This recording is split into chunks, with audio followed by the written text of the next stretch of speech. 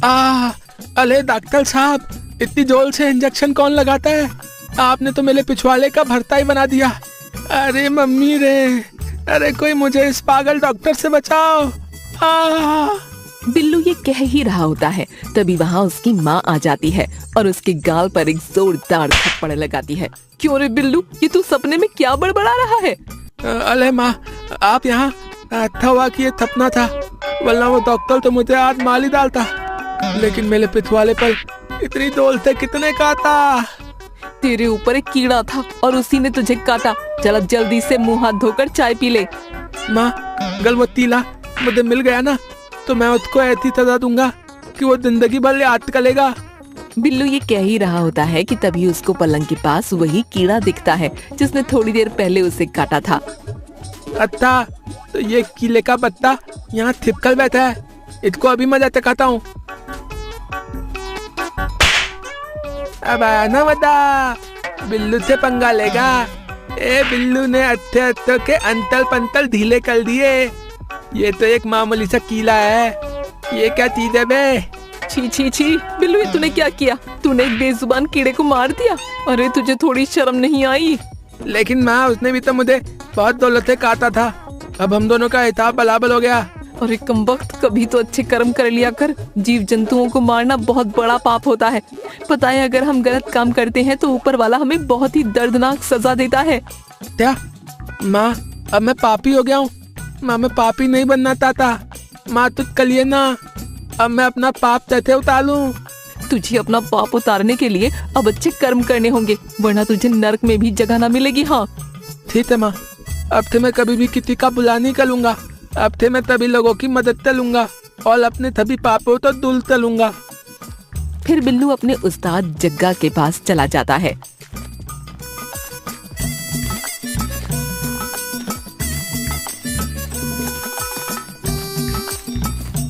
क्यों रे बिल्लू, तूने आज यहाँ आने में इतनी देर क्यों लगा दी? तो नहीं उस्ताद, आज घर पर थोड़ा ना काम था, बस इसीलिए आने में थोड़ी देर हो गई। यार बिल्लू, हम कब तक ये छोटी मोटी चोरियां करते रहेंगे यार?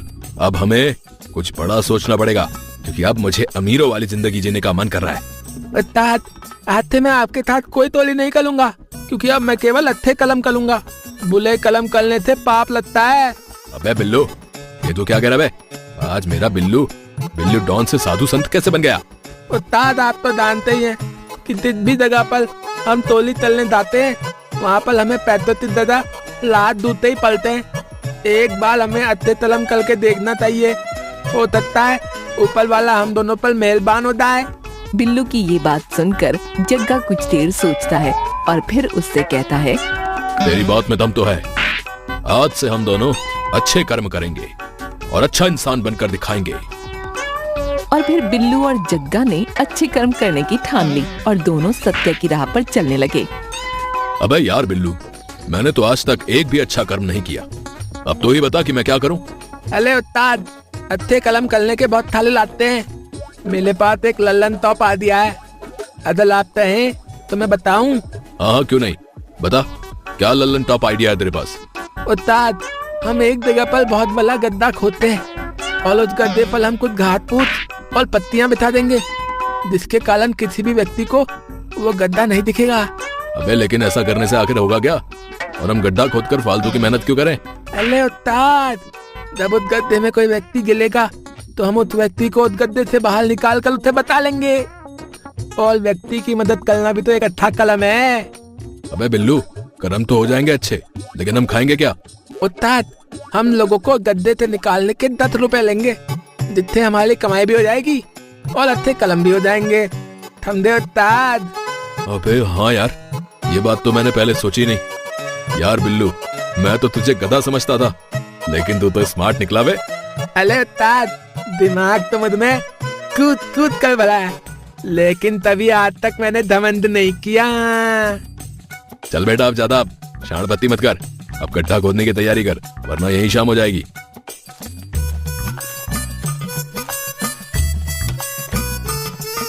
और फिर वो दोनों एक बड़ा सा गड्ढा खोदकर उस पर कुछ घास फूस और पत्तियां बिछा देते हैं और एक जगह पर छिपकर किसी व्यक्ति के आने का इंतजार करने लगते हैं। उस्ताद, गड्ढा तो हमने खोद दिया, अब चले किसी के आने का इंतजार है। हाँ बिल्लू, अब जो भी व्यक्ति इस गड्ढे में गिरेगा हम अपनी जान पर खेलकर उसे बचा लेंगे और एक अच्छा इंसान बनकर दिखाएंगे। जग्गा ये कह ही रहा होता है कि तभी उस रास्ते से एक व्यक्ति गुजरता हुआ सीधे उस गड्ढे की ओर जा रहा था। उस्ताद, वो देखिए, लगता है बगला दाल में फटने वाला है। अबे ये बकरा नहीं, ये तो हाथी है हाथी। इसका पेट तो एकदम कद्दू के जैसा है। ऐसा लग रहा है जैसे किसी ने जमीन पर गुब्बारा छोड़ दिया हो। बिल्लू और जग्गा आपस में बात कर ही रहे होते हैं कि तभी वो व्यक्ति उस गड्ढे में गिर जाता है। हाय हाय राम, अरे मेरी तो कमर ही टूट गई। ये मनहूस गड्ढा मेरे रास्ते में कहां से आ गया? अब मुझे यहाँ से कौन निकालेगा? अरे अरे कोई बचाओ, अरे कोई है, मुझे इस गड्ढे से बाहर निकालो। उस्ताद, अट्ठा कलम करने का टाइम आ गया है। वो मोतू हमें मदद के लिए पुकार रहा है। चलिए अब हम उसकी मदद करते हैं। अबे तो चलना, हमारे हाथ में ताला थोड़ी लगा है। चल अब हम उस हाथी के बच्चे को बचाते हैं। और फिर वो दोनों उस व्यक्ति को बचाने के लिए उस गड्ढे के पास पहुंच जाते हैं। अले अले क्या हुआ भाई, तुम इतना गला फाल कर क्यों चिल्ला रहे हो? आखिर क्या बात है भाई? अरे भाई, मैं इस रास्ते से जा रहा था और पता नहीं कैसे मुझे ये मनहूस गड्ढा दिखा नहीं और मैं धड़ाम से इस गड्ढे में गिर गया। भाई तुम्हें चिंता करने की तो जरूरत नहीं है। हम तुम्हें इस गड्ढे से बाहर निकाल लेंगे, लेकिन तुम्हें जो है हमें 10 रुपए देने होंगे। हैं यार, अजीब आदमी हो तुम दोनों। किसी की मदद करने के भला कोई पैसे लेता है क्या? हम तो लेंगे भाई, देने हैं तो बताओ, नहीं तो पले लाओ इस गड्ढे में। हाँ भाई, मैं 10 रुपए देता हूँ, लेकिन तुम पहले इस गड्ढे से निकालो तो। चल बिल्लू, निकालते हैं साथी को अब। जैसे ही बिल्लू और जग्गा उस व्यक्ति को गड्ढे से बाहर निकालने की कोशिश करते हैं, उस व्यक्ति का वजन ज्यादा होने के कारण वो दोनों भी उसी गड्ढे में गिर जाते हैं। अरे बाप रे बाप, इस मोटे आदमी में कितना वजन है। इसके चक्कर में तो हम खुद ही इस गड्ढे में गिर गए। मेरी तो कमर ही टूट गई। उस्ताद, ये तो उल्टा ही हो गया। हमने दूसरों के लिए गड्ढा खोदा, लेकिन हम तो खुद ही उस गड्ढे में गिर गए। बिल्लू ये कह ही रहा होता है कि तभी उसकी ये बात वो व्यक्ति सुन लेता है। अच्छा, तो इन सब के पीछे तुम दोनों का हाथ है। तुम्हारे चक्कर में मेरी ये हालत हो गई। कसम हिंदुस्तान की, हाँ, मैं तुम दोनों को आज छोड़ूंगा नहीं। अरे तो बताओ। अरे बहुत तेज लग रही है। ओई। अरे मोटू भाई, हमें मत मारो। अरे हमें माफ कर दो। अरे हमसे बहुत बड़ी गलती हो गई। अरे बहुत तेज लग रही है। मुझे मोटू कहता है? रुक, तुझे अभी बताता हूँ। ये ले और मार खा, ये ले। अरे बाप रे बाप, अरे बिल्लू, ये तूने मुझे कहाँ फंसा दिया बे? तेरे अच्छे कर्म करने के चक्कर में हमारे साथ बुराई हो गया। उस्ताद, हमें यहाँ से जल्दी निकलना होगा, वरना ये व्यक्ति माल कलम दोनों का गुब्बारा बना देगा। और फिर बिल्लू और जग्गा जैसे तैसे उस गड्ढे से बाहर निकलकर वहाँ से भाग जाते हैं।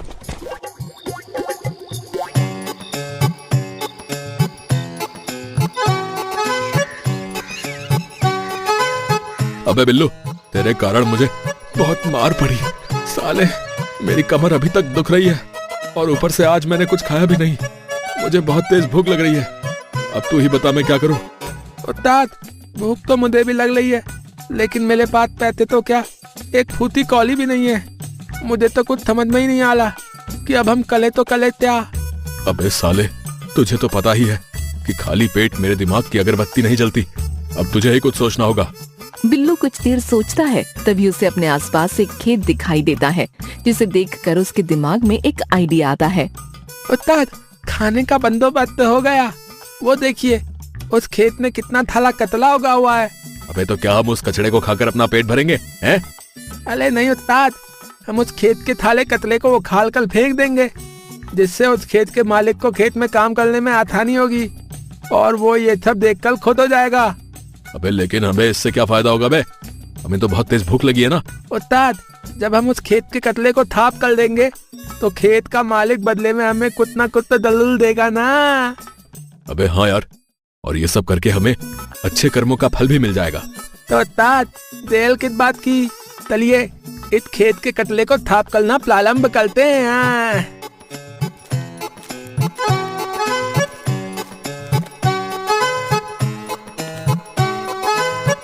और फिर बिल्लू और जग्गा कुछ ही घंटों में उस खेत का सारा कचरा साफ कर देते हैं। अरे भाई, क्या आप ही इस खेत के मालिक को? हाँ भाई, मैं इस खेत का मालिक हूँ, लेकिन तुम दोनों कौन हो बे? भाई मेरा नाम बिल्लू है और मेरे उस्ताद का नाम जग्गा है। हम कुछ दिनों से लोगों की मदद कर रहे हैं और आज हमने देखा कि आपके खेत में बहुत थाला कचरा हो गया था, तो हम दोनों ने मिलकर आपके खेत का थाला कचरा साफ कर दिया। और जैसे ही वो व्यक्ति अपने खेत की ओर देखता है तो वो एकदम आग बबूला हो जाता है। अबे गधो, ये तुम दोनों ने क्या किया? तुमने मेरे खेत का सारा चारा उखाड़ दिया। अब मैं अपने पशुओं को क्या खिलाऊंगा?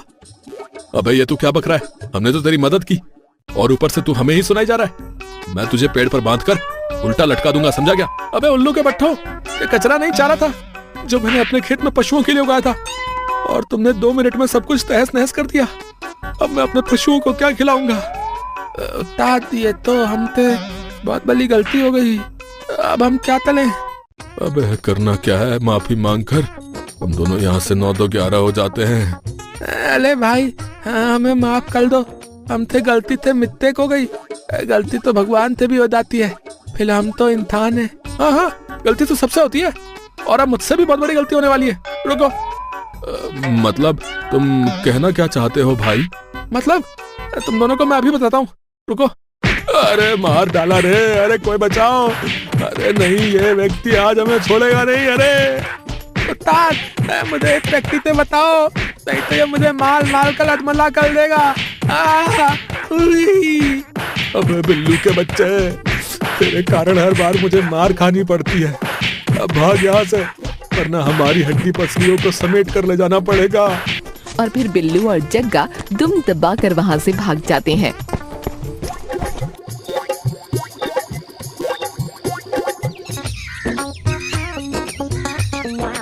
उस्ताद माँ ने कहा था अच्छे कलम कर लो, लेकिन हम कलम करने जाते तो कांड हो जाता है।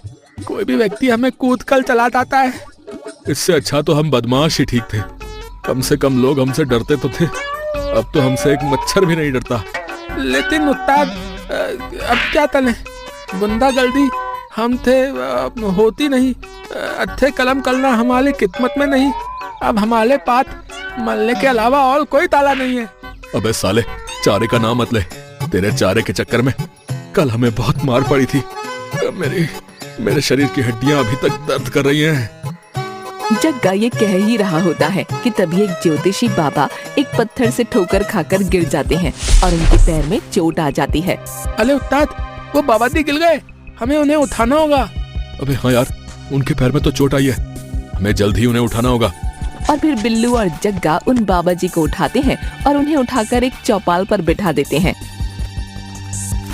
अरे बाबा जी, आपको लगी तो नहीं? नहीं बेटा, अब मैं ठीक हूँ। मुझे उठाने के लिए तुम्हारा बहुत बहुत धन्यवाद, वरना इस कलयुगी दुनिया में भला कौन किसकी सहायता करता है। बाबा जी, आज हमने पहली बार किसी की मदद की है।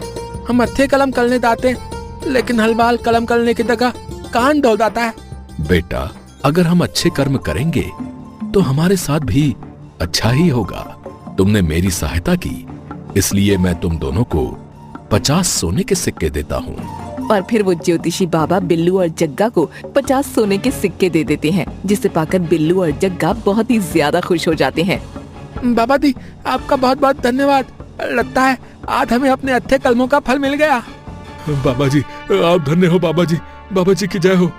ठीक है बेटा, अब मैं चलता हूँ, लेकिन इन सिक्कों को कभी भी गलत इस्तेमाल मत करना और हमेशा अच्छे कर्म करते रहना। इतना कहकर वो ज्योतिषी बाबा वहाँ से चले जाते हैं।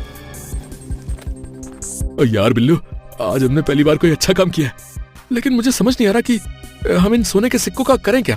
अरे उस्ताद, करना क्या है, हम इन सोने के सिक्कों को बेचकर बहुत सारा लाथन लेकर आएंगे और बहुत सारा खाना बनाकर हम पूरे गांव में भंडारा कराएंगे।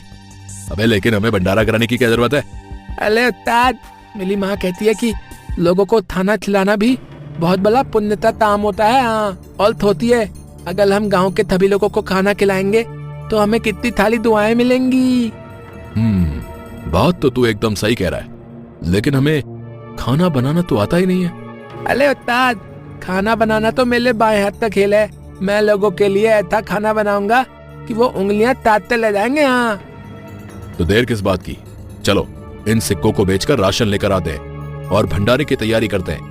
और फिर बिल्लू और जग्गा उन सिक्कों को बेचकर बहुत सारे खाने की चीजें लेकर आते हैं और पूरे गांव में भंडारे का ऐलान करवा देते हैं।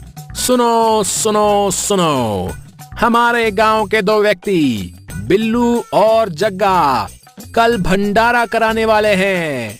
सभी से अनुरोध है कि सभी व्यक्ति अधिक से अधिक संख्या में पधार कर इस भंडारे को सफल बनाएं। सुनो सुनो सुनो।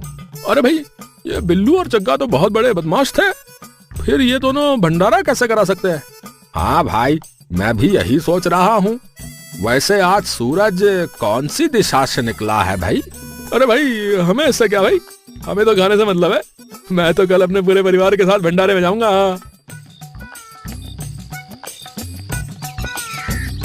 अगले दिन गांव के सभी लोग भंडारे में जाने लगते हैं और इधर बिल्लू और जग्गा खाना बनाने में लग जाते हैं। अबे बिल्लू, तुझे खाना बनाना तो आता है ना? कहीं हमारी नाक न कट जाए। अरे उस्ताद, डोंट वरी, बस आप मेरी खाना बनाने में मदद कीजिए, बाकी मैं सब संभाल लूंगा। कुछ घंटों की मेहनत के बाद खाना बनकर तैयार हो जाता है और भंडारे में आए सभी लोग खाना खाने के लिए बैठ जाते हैं। ये लीजिए भाई साहब, दबाकर खाना खाइए। बिल्लू के हाथ का स्वादिष्ट खाना खाइए। एक बार खाएंगे ना तो उंगलियां ताकते ले जाएंगे। हाँ, खाइए खाइए, बिल्लू और जग्गा के भंडारे का स्वादिष्ट खाना। और फिर भंडारे में आए सभी लोग खाना खाने लगते हैं। अबे सालो, अबे ये कैसा खाना बनाया है? इस खाने में तो कितनी ज्यादा मिर्च है। मेरे कान से तो धुआं ही निकल गया। थू थू थू थू थू थू थू थू। छी छी छी। अरे कितना बकवास खाना बनाया तुम दोनों ने, हैं? इसमें तो नमक का स्वाद ही नहीं आ रहा है, इसमें तो केवल मिर्च ही मिर्च है। इतना बकवास खाना तो मैंने आज तक नहीं खाया। इससे अच्छा तो मैं यहाँ आता ही नहीं। भाइयों, इन्होंने हमारा खामखा ही वक्त बर्बाद कर दिया। हम इन दोनों को छोड़ेंगे नहीं। हाँ हाँ भाई, मारो इन दोनों को, और तब तक मारो जब तक कि इनकी हड्डी पसलियां एक ना हो जाए। और फिर गांव के सभी लोग बिल्लू और जग्गा की जमकर पिटाई करते हैं। अरे भाई, मुझे छोड़ दो, ये खाना मैंने नहीं, इस बिल्लू के बच्चे ने बनाया है। अरे उस्ताद, ये खाना सिर्फ मैंने नहीं, आपने भी बनाया था। आपके टक्कर में मैं अकेले ही क्यों माल खाऊं, बताओ? अरे बहुत तेज लग रही है बिल्लू, मैं तुझे छोड़ूंगा नहीं। यहाँ से भाग ले बिल्लू, नहीं तो ये गांव वाले तेरा माल माल कर मोमो बना देंगे। इतना कहकर बिल्लू वहाँ से भाग जाता है और जग्गा उसके पीछे पड़ जाता है। अरे बिल्लू के बच्चे, भागता कहाँ है? रुक, तेरे चक्कर में हर बार मुझे मार खानी पड़ती है। आज मैं तुझे छोड़ूंगा नहीं। अरे तुम दोनों भागते कहाँ हो? रुको, हम तुम दोनों को आज छोड़ेंगे नहीं। यहाँ और तेज भाग बिल्लू, वरना ये उस्ताद और गाँव वाले आज तुझे पेल पर लटका कर मारेंगे। मैं कहता हूँ बिल्लू, रुक जा, तेरे अच्छे कर्मों का फल तो लेता जा। अरे उस्ताद, अपने अच्छे कर्मों का फल अपने पाती रखो। मैं चला, टाटा बाय बाय।